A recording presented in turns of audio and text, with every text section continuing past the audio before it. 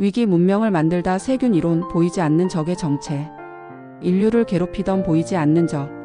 수천 년 동안 인류는 정체불명의 적과 싸워왔습니다. 콜레라가 도시를 휩쓸고 결핵이 젊은이들을 죽음으로 이끌며 산용열이 산모들을 앗아갔지만 아무도 그 원인을 정확히 알지 못했습니다.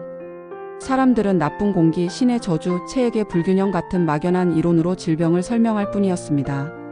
19세기 중반까지도 의사들은 수술 전에 손을 씻지 않았고 같은 칼로 여러 환자를 연달아 수술했습니다. 병원은 치료의 장소가 아니라 죽음을 기다리는 곳에 가까웠습니다.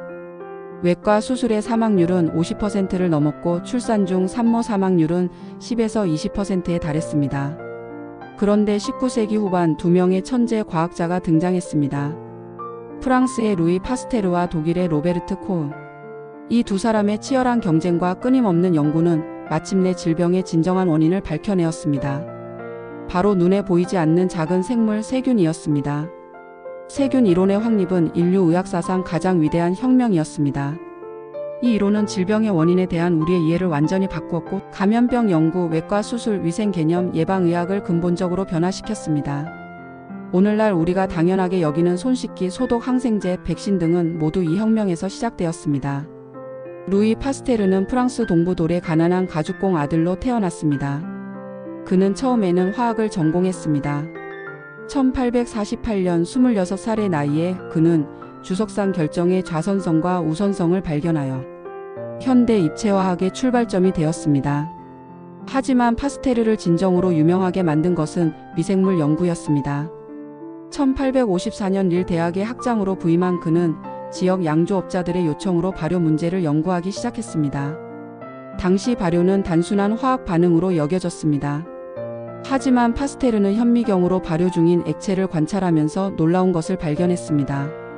알코올 발효가 잘 진행될 때는 둥근 효모가 발효가 실패하여 산이 생길 때는 막대 모양의 미생물이 관찰되었습니다. 파스테르는 발효는 살아있는 미생물의 작용이라는 혁명적인 결론에 도달했습니다. 파스테르의 미생물 연구는 곧 자연 발생설과의 대결로 이어졌습니다. 당시 과학계는 생물이 무기물에서 저절로 생겨날 수 있다고 믿었습니다. 파스테르는 이 이론에 정면으로 도전했습니다. 그 유명한 백조목 플라스크 실험에서 그는 공기는 통하지만 미생물은 들어가지 못하는 특수 플라스크를 사용했습니다. 이 플라스크 안에 끓인 육수는 몇 개월이 지나도 부패하지 않았지만 목을 부러뜨리자 며칠 내에 미생물이 증식했습니다. 이는 미생물이 공기 중에서 들어온다는 것을 증명했습니다. 1864년 소르본 대학 강연에서 파스테르는 생명은 생명에서만 나온다고 선언했습니다. 자연 발생설은 완전히 논파되었고 질병을 일으키는 미생물도 다른 곳에서 온다는 세균 이론의 토대가 마련되었습니다. 1865년 파스테르는 프랑스 남부의 누에 농장을 덮친 질병 연구에 나섰습니다.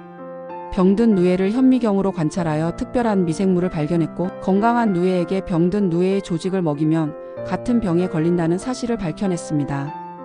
그는 특정한 미생물이 특정한 질병을 일으킨다는 세균 이론의 핵심 개념을 확립했습니다.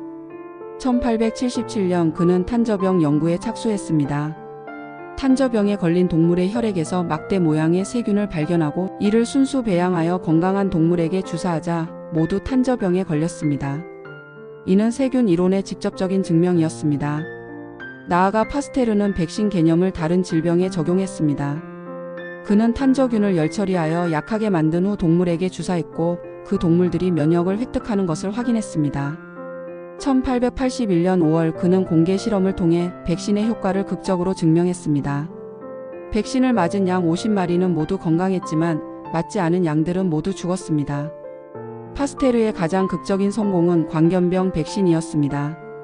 치사율 100%의 이 병에 대해 그는 감염된 동물의 뇌 조직을 건조시켜 약하게 만든 백신을 개발했습니다. 1885년 7월 6일 광견병개에게 물린 9살 소년 조제프 마이스터에게 이 백신을 접종했고 소년은 기적적으로 회복되었습니다. 파스테르는 인류의 구세주가 되었습니다. 로베르트 코흐는 독일의 작은 시골 마을에서 개업이로 일하고 있었습니다. 1873년 30살 생일에 아내가 선물해준 현미경으로 그는 미생물 관찰을 시작했습니다. 그의 가장 큰 기여는 세균을 순수하게 배양하는 방법을 개발한 것이었습니다. 액체 배지를 사용한 파스테르와 달리 코우는 조수의 아네판니 헤세가 제안한 한천을 이용한 고체 배지를 발명했습니다. 이로써 각각의 세균을 순수하게 분리하여 연구할 수 있게 되었습니다. 코우의 가장 중요한 업적은 질병과 세균의 인과관계를 증명하는 과학적 기준인 코우의 가정을 확립한 것입니다. 특정 질병에서 특정 미생물이 발견되어야 하고 그 미생물을 순수 배양할 수 있어야 하며 배양한 미생물을 접종하면 같은 질병이 발생해야 하고 그 동물에서 같은 미생물을 다시 분리할 수 있어야 한다는 4가지 조건이었습니다. 1882년 3월 24일 코우는 세기의 발견을 발표했습니다. 당시 유럽 사망자의 7분의 1을 차지하던 결핵의 원인균을 찾아낸 것입니다.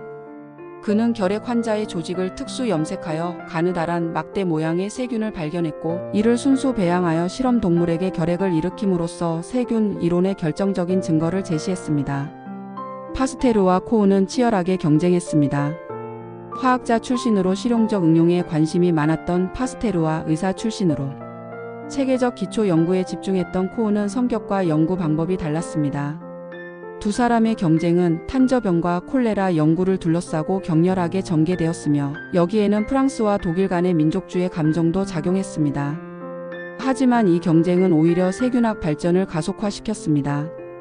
파스테르와 코우의 연구에 자극받은 전 세계 과학자들은 임질균, 장티푸스균, 파상풍균, 페스트균 등 다양한 병원균을 잇따라 발견했습니다.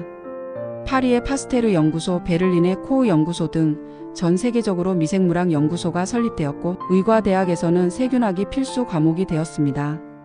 세균 이론의 가장 극적인 영향은 외과 수술 분야에서 나타났습니다.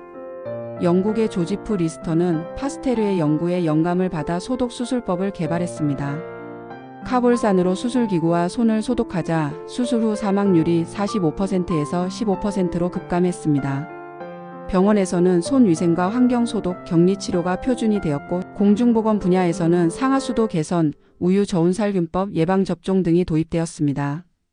20세기로 접어들면서 세균 이론은 바이러스의 발견으로 확장되었고 파울 에를리의 화학요법, 알렉산더 플레밍의 페니실린 발견으로 이어져 항생제 시대를 열었습니다.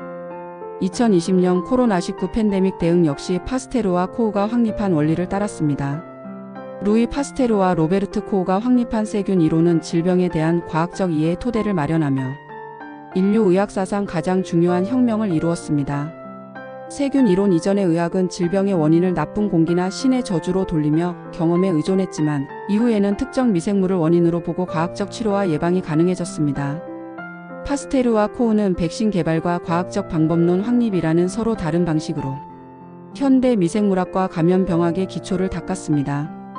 150년이 지난 지금도 우리가 코로나19와 싸우고 안전하게 수술받으며 깨끗한 환경에서 살 수 있는 것은 모두 이들의 혁명적 발견 덕분입니다.